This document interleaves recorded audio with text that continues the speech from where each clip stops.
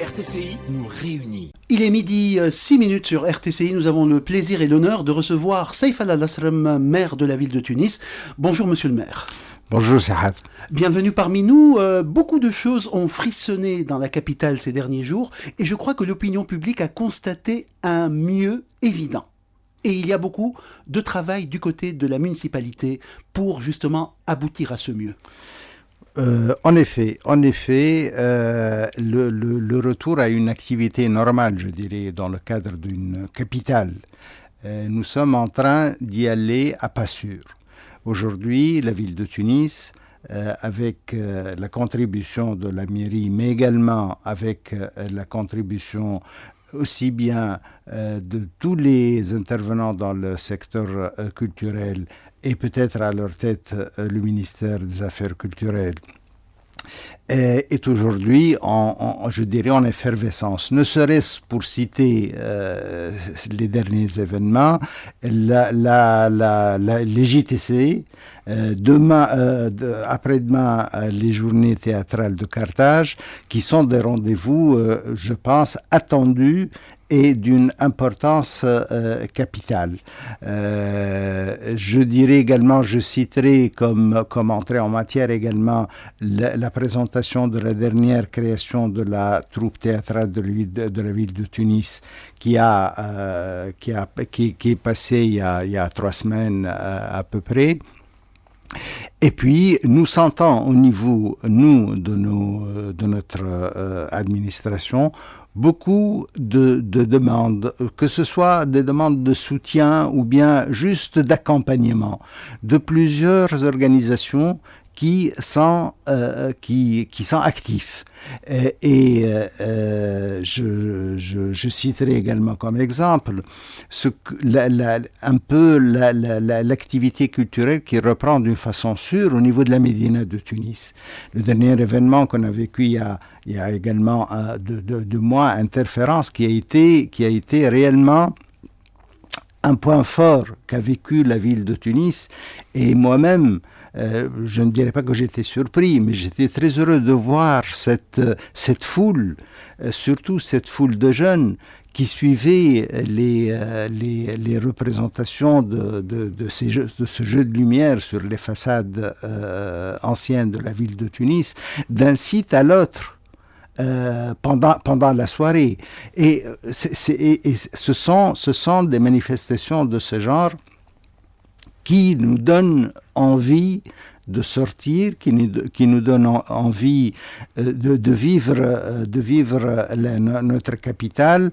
C'est des choses que, naturellement, je continue à encourager. Alors, monsieur le maire, nous avons gagné un nouveau lieu culturel, le Palais des Congrès, mais nous attendons tous le retour du théâtre municipal. Absolument. Parlons du Palais des Congrès d'abord. Moi, je suis également satisfait de voir le Palais des Congrès à côté de ces activités autres, je dirais, de réunions, de séminaires, de le voir également accueillir des activités culturelles. C'est peut-être le hasard a fait que la fermeture du théâtre municipal a dirigé, a canalisé la demande vers le Palais des Congrès, mais voilà un site nouveau, prêt à accueillir des activités culturelles qui s'ouvrent à nous, à Tunis. Et je pense que le hasard a bien fait les choses. Vous avez parlé du théâtre municipal.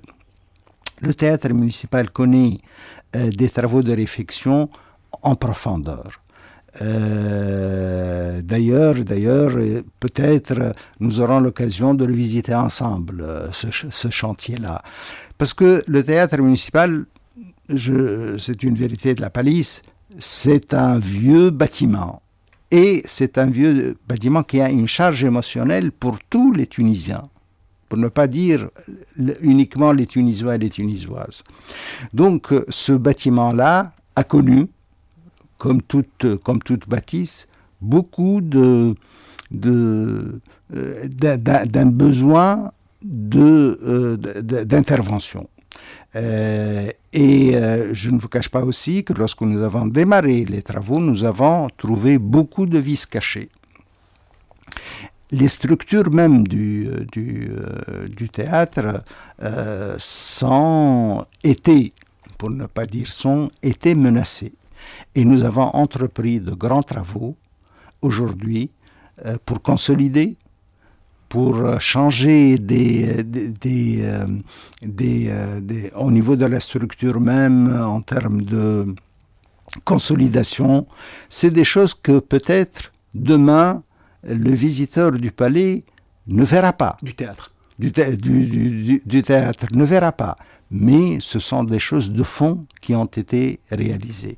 Mais naturellement, le théâtre aura un coup de neuf dans le respect de l'aspect patrimonial du théâtre, et il sera de nouveau accueillir avec toute la joie de revoir en activité tous les mélomanes des activités culturelles. Merci beaucoup. Alors, à côté des activités culturelles, on a pu constater des opérations coup de poing et une nouvelle synergie entre la mairie, le gouvernorat, le ministère de l'Intérieur. Il y a véritablement un travail qui est fait aussi bien à la périphérie de la ville quasiment, c'est-à-dire aux frontières de la ville, qu'au cœur de la ville, et c'est palpable, et je crois que l'opinion publique en est satisfaite aujourd'hui. J'en reçois également, comme vous-même, beaucoup de félicitations sur cette action. Il faut dire les choses comme elles sont. Nous avons connu une période de laisser aller, de tous les côtés. Nous avons vécu une période où nous constatons certaines infractions, et je dirais des infractions qui touchent à l'esthétique de la ville, sans pouvoir agir d'une façon sérieuse, les coups de poing, comme vous le dites. Aujourd'hui, nous sommes au diapason de l'action menée par le gouvernorat. Ensemble, nous remettons en quelque sorte un peu d'ordre, sans toucher, sans entrer dans les détails de telle situation de gens qui n'ont pas les moyens, etc. Ce n'est pas incompatible avec l'ordre et avec l'aspect esthétique de la ville. Que nous soyons dans la principale artère de la ville de Tunis, dans une anarchie de chaises et de tables, que le piéton, pour circuler, faire ses achats ou aller à son bureau, traverse des terrasses encombrées, ce n'est pas digne d'une capitale. Et je pense que l'écho également que nous trouvons auprès de tous les cafetiers, les restaurants, les magasins, etc., finit par être un écho favorable. Parce que le résultat, ce qui compte, c'est le résultat, et c'est l'esthétique de la ville. Et justement, ces actions d'embellissement du centre-ville, est-ce qu'elles vont se poursuivre ? Elles vont se poursuivre, et toujours dans le cadre de l'échange aussi. Nous sommes nous-mêmes, municipalité, gouvernorat, etc., nous sommes sensibles à certaines demandes, et on peut toujours réviser certaines positions. Mais il y a l'essentiel, et cet essentiel, il faut le respecter. Très bien. Alors, par ailleurs, sur un autre plan, la Médina de Tunis, les travaux continuent, par exemple pour consolider l'axe de la rue du Pacha, ou bien pour rénover en profondeur l'axe de la rue Torbat el-Bey. Est-ce que c'est sur votre calendrier actuellement ? C'est tout à fait dans notre calendrier. Vous avez cité deux projets importants. Le projet de la rue de Pacha, par exemple, la rue de Pacha al-Hafsiya. Également, nous sommes arrivés à un point où il ne fallait plus attendre, c'est-à-dire le réseau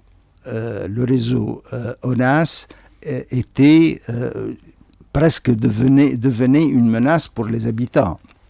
Donc il fallait agrandir, il fallait rénover le réseau, et ça a été fait, et ça a été également suivi par l'intervention de la municipalité pour rendre la couverture de la voie en zars, etc., pour lui donner son aspect originel. Le grand projet, je dirais, le grand projet de Huntlandlus. Ça, c'est un projet qui, à un certain moment, était un rêve, mais il a été réalisé. Et nous nous apprêtons dans quelques semaines, justement, à l'inaugurer. C'est un projet qui a bouleversé l'aspect de la zone en termes de ravalement de façade, en termes de changement. Enlever l'enrober et rendre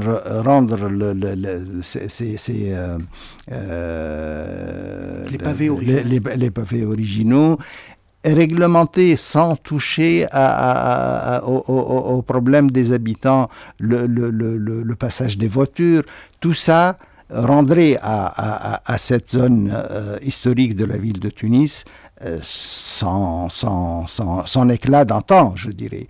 Et c'est un projet qui a coûté beaucoup d'argent, c'est clair, mais que nous avons mené avec des déterminations, changement de l'éclairage public, et tout ça rendrait à cette partie de la ville de Tunis ce qui est appelé circuit touristique, mais c'est pas c'est une appellation, je dirais, de dossier, ce qui rendrait donc à la vie de cette partie de la ville un confort, mais également un aspect nettement meilleur. Très bien. Question d'auditeur, Monsieur le maire. Qu'en est-il de l'ouverture du théâtre municipal? Est-ce que vous pouvez déjà annoncer une date d'ouverture ou pas encore? On peut parler du début du deuxième trimestre 2017. Nous serons, à mon sens, aujourd'hui prêts à le faire au mois d'avril, et nous travaillons déjà sur quel programme justement qu'ici, à cet édifice-là, quel programme de réouverture nous allons réaliser, et j'espère que ça va être d'un niveau de la qualité de ce patrimoine-là. Et nous sommes en relation avec beaucoup de nos amis, villes jumelées ou bien centres culturels de pays amis en Tunisie, pour justement mettre au point ce programme d'ouverture.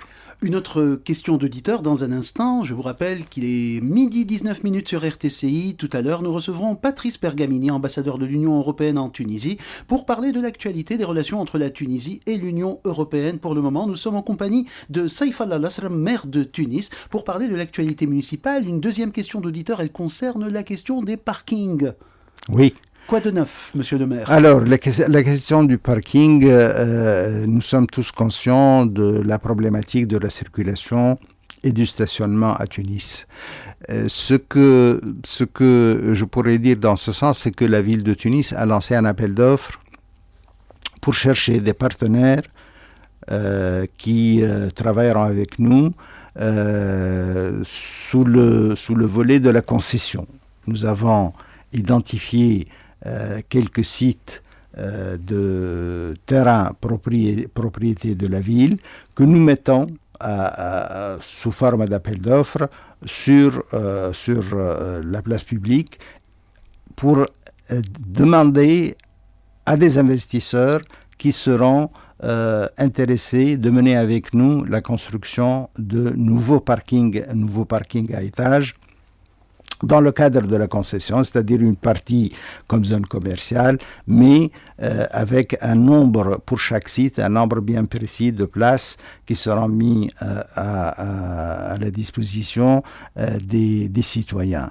Chose intéressante aussi que je voudrais relever, c'est que ces derniers temps, j'ai reçu plusieurs propositions de sociétés d'investissement qui seraient intéressés eux-mêmes de réaliser des parkings à étages. Et je pense que si cette dynamique prend, et j'espère qu'elle prendra, nous aurons naturellement dans les délais qu'il faut. Un parking à étage ne se construit pas en 6 mois, mais nous aurons une capacité supplémentaire de parking dans la ville de Tunis. Très bien. Donc voici ce qui se passe globalement dans la ville aujourd'hui. Il y a des grands chantiers également en perspective. Il y a des grands chantiers. Le premier des chantiers que nous sommes en train de finaliser, c'est la révision du plan d'aménagement. Vous savez que Tunis est régi par un plan d'aménagement qui date des années 90 et que les besoins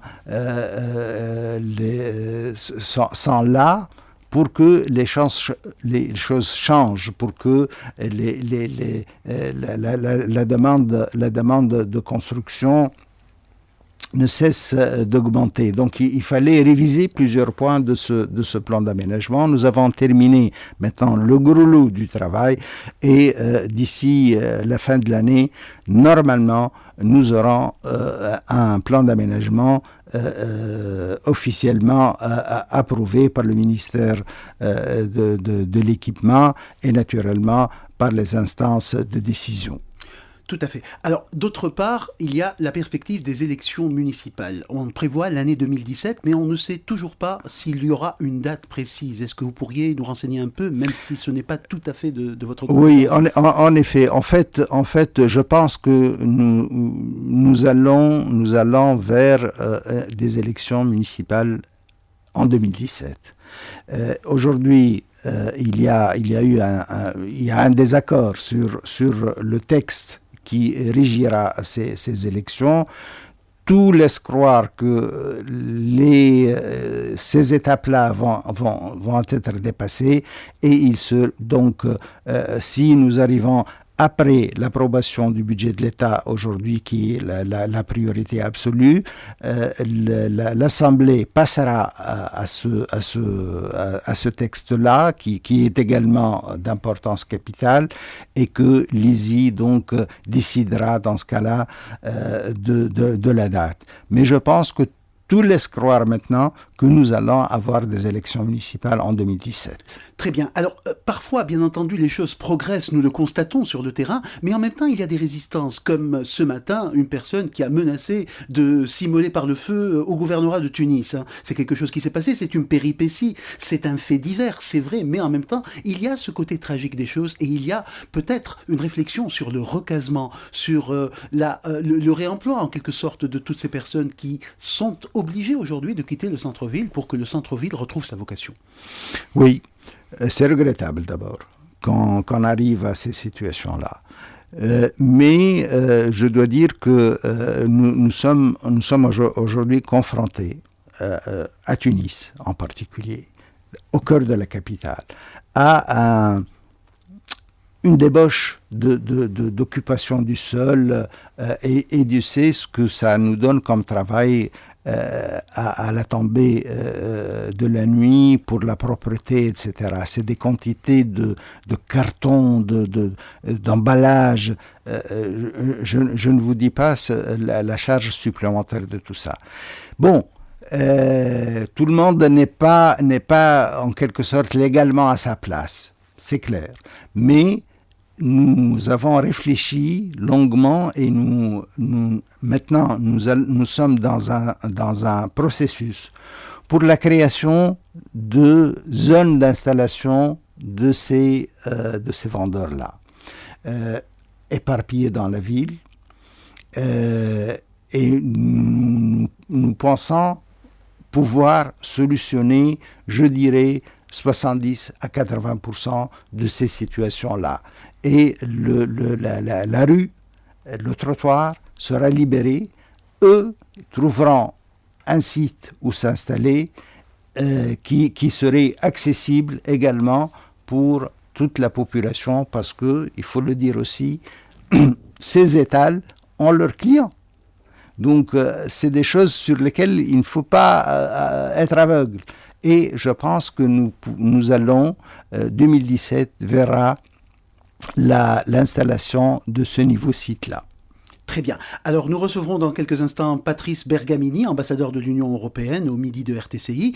Une dernière question, monsieur le maire, est-ce que vous avez des coopérations en cours avec l'Union européenne, par exemple? Nous avons